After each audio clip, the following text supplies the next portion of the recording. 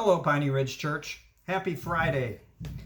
You know, part of our vision statement says this: we desire to be a church that is so helpful to those who are hurting and in need that if we were to be gone tomorrow, we would actually be missed. Well, who's this talking about in this vision statement? It's the Piney Ridge Church vision statement, but who's the church? And the church is comprised of the people that have covenanted together to be Piney Ridge Church. And so often people will ask us, what's the church doing for the community? And we say we are serving the community primarily in our covenant members, through our covenant members serving the community. And so I just wanted to share some things with you today that have really encouraged me and the other pastors. And I hope that it'll be encouraging for you, and maybe also an exhortation to you to reach out to those in the community that are in need. Galatians 6:10 says this: "So then, as we have opportunity, let us do good to everyone, and especially to those who are of the household of faith." And so I see that we are to do good to everyone in our community.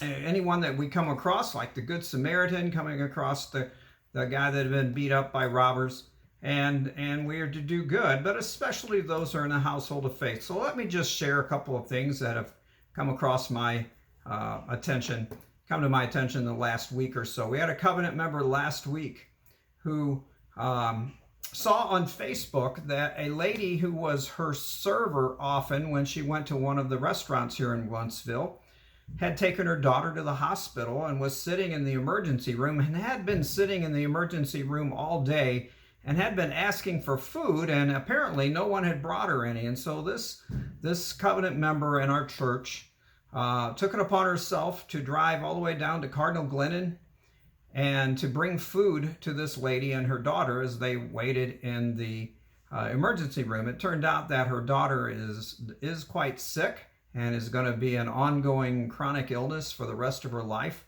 And so our covenant member is intending to continue to reach out to this lady to see what she can do to help, but also hoping to have an opportunity to proclaim the gospel to her. I heard about a covenant member family who just in the last week took in another foster child and intends to adopt this little baby. And I know that we have a number of families in our church who are fostering and who have adopted. And those families, I just want to say to you that you encourage me so much, because you are doing exactly what Galatians 6:10 says. You're doing exactly what we hope that Piney Ridge Church is doing in our vision statement. And so we are thankful for you, and we continue to pray for you, because I know that what you're doing is not easy. And it requires a lot of physical strength, mental toughness, and spiritual determination to press on. And so we pray for you, and I just want you to know that you encourage us. We were encouraged also to hear that this family that just recently took in this foster child has been blessed by another lady in our church who's given them so many clothes for little babies, and came over and watched their kids. And another covenant member set up a meal train for this family.